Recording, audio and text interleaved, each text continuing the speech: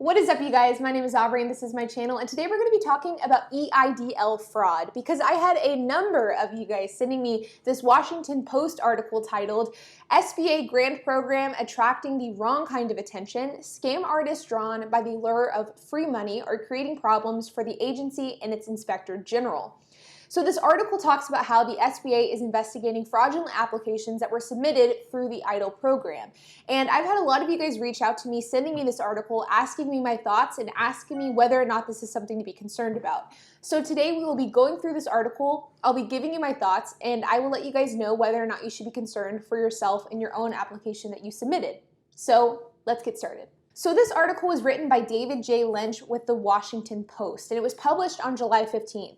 And the article starts off talking about how Chicago isn't the ideal place to grow crops or grow livestock or to own a farm. And despite this, there is a large amount of applications coming from Chicago claiming that they have a business growing crops.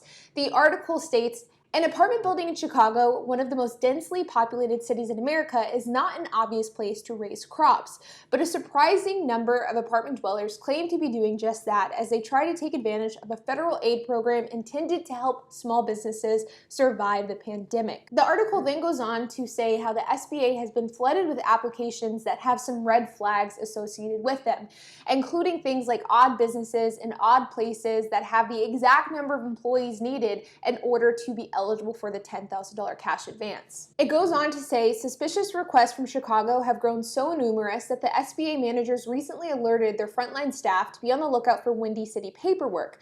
A recent advisory also asked staffers to report applications containing one of several additional red flags, including those with just enough employees to qualify for the maximum $10,000 payment. Callers to the SBA application hotline who struggle to answer basic questions about their business or who are laser focused on obtaining the advance rather than discussing loan terms were also earmarked for extra scrutiny. The article goes on to say that there are a lot of people who are using apartment addresses instead of legitimate business addresses, that these people are stating that they have 10 barber shops or 10 auto repair shops, or they have exactly 10 employees. But then whenever they're questioned about their business, they can't give any basic information on what their business actually does. They then go on to expand on some of these red flags and are saying that many of the fraudulent applications are sharing these same characteristics. They're coming from apartments, they have exactly 10 employees, they aren't able to give basic business information. And then the article goes to state, on the internet, YouTube videos have proliferated touting the grant program as free money, which I have definitely done. The article goes on, and it's actually a fairly long article, and it goes on to talk about the past of the EIDL program and that how the program in general has kind of been notorious for being inefficient and hasn't been the best program in the past. And it's been used for things like COVID-19, Hurricane Katrina, and other natural disasters that have happened across the country. And the article ends by talking about some of the decisions that the SBA has made over the last few months in an effort to expand the loan program to as many businesses as possible. So now for my thoughts on this article. Now, overall, I thought this was a really well-written article, and I am really not surprised by this in the slightest. I knew that there is going to be a lot of people committing fraud with the EIDL grant program whenever the SBA made the application process so easy. In my opinion, I think that they should have required you to send your taxes in. They should have required a business tax. They should have required something. And I think that it really came from really good intentions, because the fact of the matter is there's a lot of people who have legitimate businesses, that have legitimate side hustles, that have legitimate independent contractor gigs that don't have a proper LLC. So I do applaud the SBA for allowing businesses without LLCs to apply for the EIDL program, but there definitely should have been some more due diligence on the SBA side of looking over these applications and making sure that they're legit. And so the fact that there are people in cities taking advantage of this program in a negative way, I'm not surprised by it at all. Now, though I'm not surprised, it is extremely disappointing, because I do think that people like this who are taking advantage of the system and committing blatant fraud as a way to get money, they ruin it for everybody else. I think that at the end of the day, the EIDL program was a good program that was implemented and it helped a lot of people.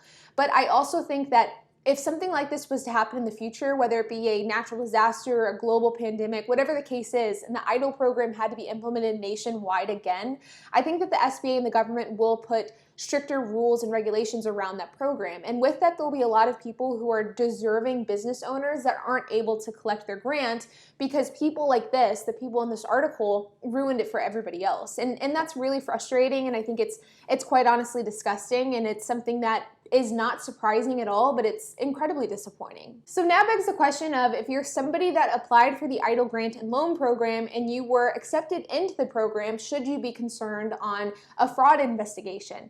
And the fact of the matter is, if you are somebody that applied and you have a legitimate side hustle, if you have a side gig, if you are an independent contractor, or you have a legitimate business, then you have absolutely no reason to be worried.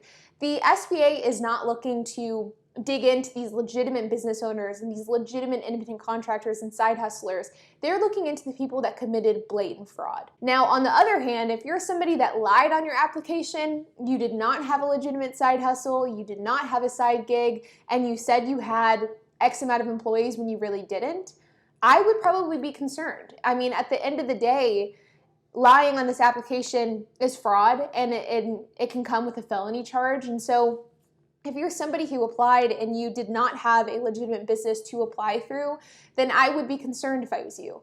But again, I go back to, in all my videos, I've touted the fact that this program is for an independent contractor. It's for the side hustle. It's for the side gig. It's for the business owner. And if you have those things, then you're fine and you have absolutely nothing to be worried about, because this program was made for you. But on that same topic, if you're somebody that may have made a mistake on your application, whether it be like a small clerical error, whether it be you put 2 employees instead of 1 because you counted, I don't know, a person that helps you out, whatever the case is, I also think that you're fine in most cases if you just simply made a mistake on your application. I think whenever it comes to the investigations for the fraud claims, it's going to be people that just blatantly committed fraud.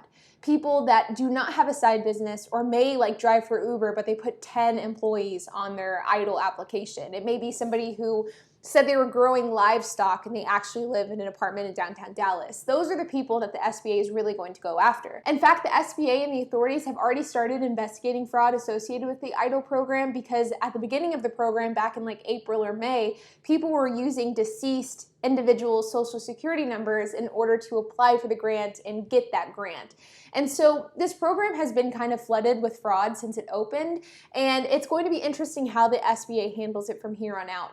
But it does go back to what I've been telling you guys this entire time, which is make sure that you are familiar with the rules of the program. Make sure that you applied and you applied appropriately and that you were eligible for it. Make sure that you spend the funds as they were intended to be spent and you keep records of that, because I would not be surprised if later on down the road the SBA starts to audit these. And I highly, highly encourage you to follow the law. If you are not eligible for the grant, then I would not accept it. I would not apply. I would not do any of that, because you are absolutely asking for trouble, in my opinion. And lastly, I want to end this video by kind of commenting on that last comment made by the writer of that article, saying that YouTube videos were kind of one of the reasons why this program had so much fraud committed in it, and how YouTube videos were proliferating it as free money. And I am without a doubt one of those people that were committing that YouTube video, and I definitely think that my videos in some ways have helped people commit fraud through this program, because it spread the word about the program. But with that being said, through my videos over the last couple of months, I know for 100% certainty that they have helped hundreds of people who are legitimate business owners, who are legitimate side hustlers or independent contractors, get access to funds that they wouldn't even have known existed.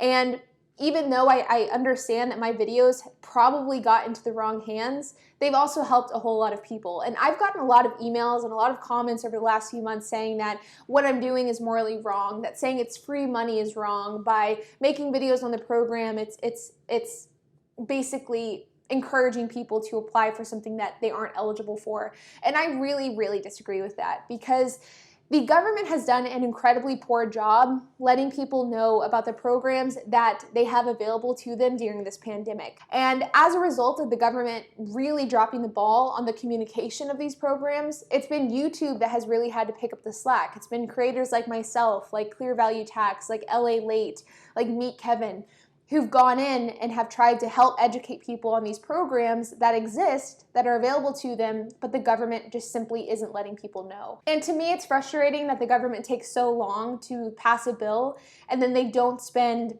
any amount of time planning out how they're going to communicate these bills and these laws to the people that need them most. And that's what's been really frustrating. And that's where I think that YouTube has really been incredibly beneficial to so many people by really breaking down these bills, these laws, and these programs for anybody to be able to understand. Because so often the bills that are passed by the government are paperwork that you essentially need a background in law in order to fully understand, or you have to read it for hours in order to fully understand. And the fact of the matter is, so many people aren't going to do that. And so while I do understand that my videos, and I'm certainly one of the individuals that this author is talking about with my YouTube videos and proliferating it as a free grant and free money, I fully believe that these videos, whether it be my videos or another creator's videos, have helped more people than they have caused harm. And with that, I will continue to do these videos, and I will continue to let people know of these programs as new programs get passed and introduced and as new funds become available to you all. So I would love to hear your thoughts in your comments. What are your thoughts on this fraud investigation? Do you think that a lot of people have committed fraud under this program? What are your thoughts on that? Do you think that they'll be convicted? Do you think that there will be any sort of audit that happens later on down the road? Whatever your thoughts are, I would love to hear them. So leave a comment down below and I will try my best to respond to every comment. And while you're at it, make sure to hit that like button, hit that subscribe button, and hit that notification bell. And I will see you guys in the next video.